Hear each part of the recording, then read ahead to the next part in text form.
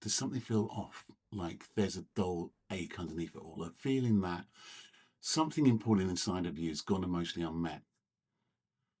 Maybe you never feel sad. Maybe you don't feel much of anything anymore. You laugh at the right moments. You're going to work still. You reply to your mate's text.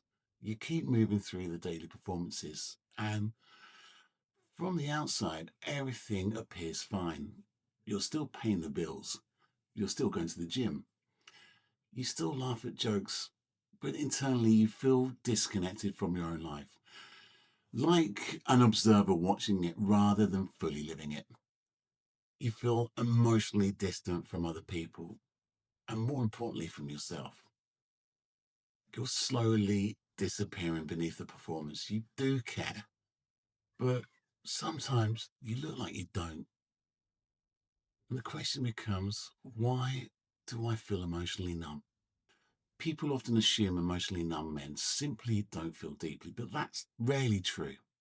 There's usually far more happening beneath the surface than people often realize. We see it in men who talk for hours about football, work, gym, politics, or current events.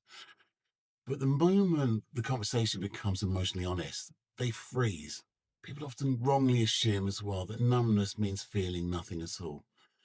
But emotional numbness is often a form of adaptation itself. Emotional withdrawal happens when the mind and the nervous system are overwhelmed for a long time, and it leads to emotional exhaustion. It results in feeling disconnected over and over again and experiencing repeated disappointments.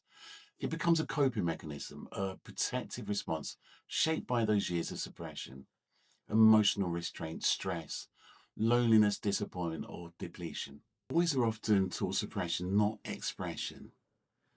Many men don't lack emotions. What many lack is the ability, the language, or psychological safety to manage and discuss those emotions openly. From a young age, many boys are not taught how to process their emotions. They're taught how to suppress them and repeatedly told to man up. Stop being such a wimp. Just get on with it. Vulnerability becomes associated with weakness and sensitivity becomes something to hide. So over time, emotional restraint becomes tied to masculinity itself. Now, many men were shaped by this through their family dynamics, school environments, or peer groups, or social expectations and media portrayals of what a real man is supposed to be. The message may not have always been spoken directly, but it was often implied. Strong men stay composed, unaffected, emotionally self contained. But suppressing emotion is not the same as regulating emotion. A person can appear completely functional on the outside while quietly losing connection with themselves. Many male friendships are built around shared activities rather than emotional openness. Conversations revolve around sport, work, drinking, gaming, joking, or shared routine. There's definitely connection there, but not always emotional intimacy. And humour, in particular, can become a protective mechanism because joking often feels safer than vulnerability.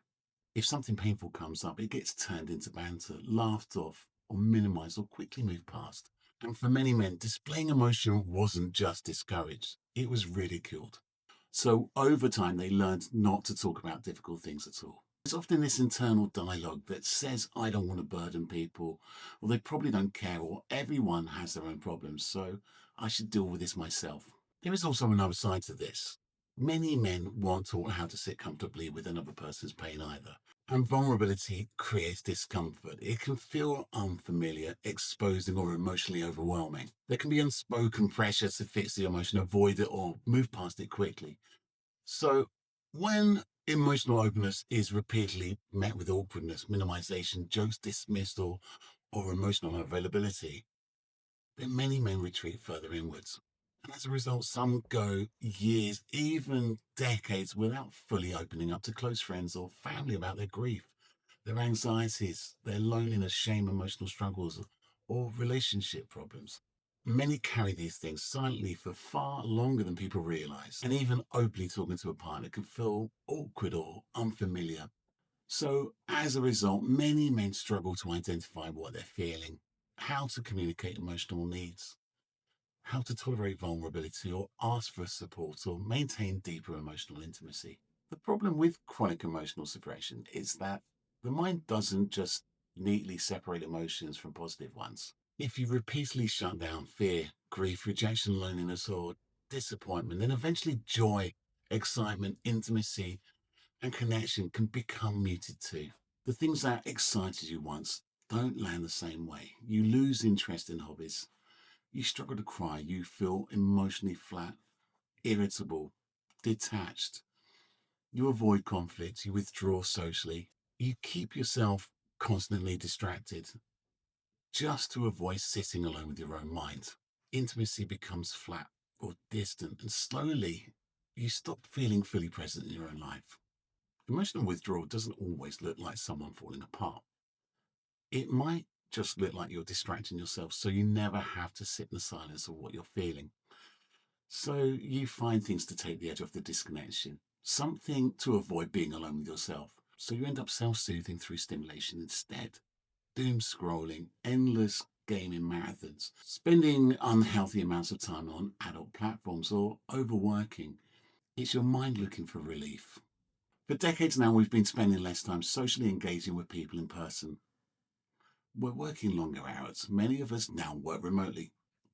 We have endless digital entertainment keeping us glued to our screens, while relationships are slowly being replaced by social media and online interaction. Also, at the same time, many of the places where human connection once happened naturally have disappeared. You know, the places where you could simply pop in, where connection wasn't forced. You didn't have to schedule it, and it wasn't optimized. Our lives have become more efficient, but often less socially textured. We can order everything online. We work through screens and we stream endless entertainment without ever having to leave the house. We're constantly stimulated, yet emotionally undernourished.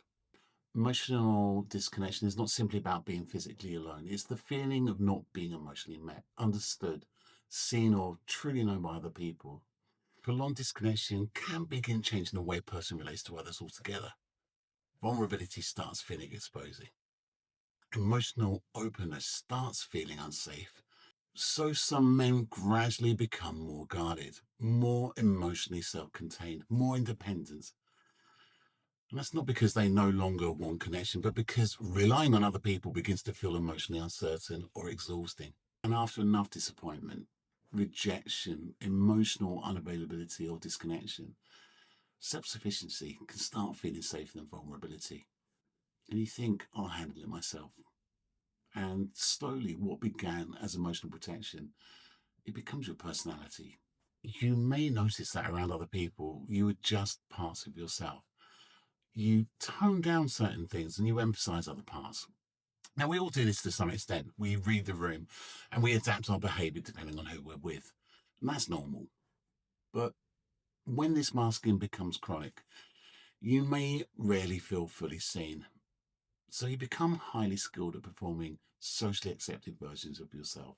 You're the funny one, the calm one, the dependable one, the easygoing one, the strong one. Meanwhile, large parts of your authentic emotional world remain hidden. But while masking may protect you from rejection, it can also prevent genuine connection. Because if people only ever know the version of you that you feel safe to show, then the deeper part of you may still feel profoundly alone. After enough rejection, dismissal, betrayal, or emotional unavailability, vulnerability can start to feel unsafe. And that's not because you don't want connection, but it's because connection has repeatedly felt painful, disappointing, exposing, or emotionally exhausting. For many men, anger is one of the few emotions that feels socially acceptable to express. So sadness becomes irritability, shame becomes defensiveness, fear becomes control, overwhelm becomes frustration. You snap at people over small things. You've become impatient, short-tempered, emotionally reactive. And that's not because you're naturally angry, but because anger often feels safer than vulnerability. Anger creates this illusion of strength, while vulnerability risks exposure. One of the most dangerous aspects of emotional shutdown is that over time it begins to feel normal. The disconnection becomes your baseline. What started as protection slowly becomes identity. You stop thinking, I'm keeping everything, and start thinking, this is just who I am. The numbness becomes familiar. The emotional distance becomes routine. And it's often only when crisis hits that years of suppressed emotion finally breaks the surface. Also, sometimes emotional numbness is grief. Grief for the years spent disconnected. Grief for relationships never fully experienced. Grief for the version of you that learned survival before connection. Emotional withdrawal is often what happens when the nervous system spends too long surviving, too long suppressing, too long emotionally guarded, too long disconnected from itself. And in the end, you're emotionally numb, but you're not empty. You're someone who learned protection before connection. Sometimes you struggle to talk on a deeper level with the people you love because in the moment, you don't know how to access those feelings emotionally. And when your partner says to you, talk to me, tell me what's wrong, you can't answer because you genuinely don't know how to explain it. And it's not because you don't care, because, oh Lord, you do. It's because you've spent so much time disconnecting from your own emotional world that you no longer know how to articulate what's happening inside you.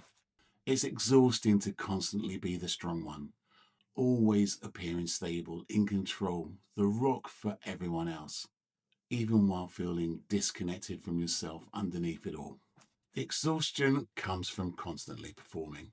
Healing often begins the moment you finally admit, actually, I don't think I am okay.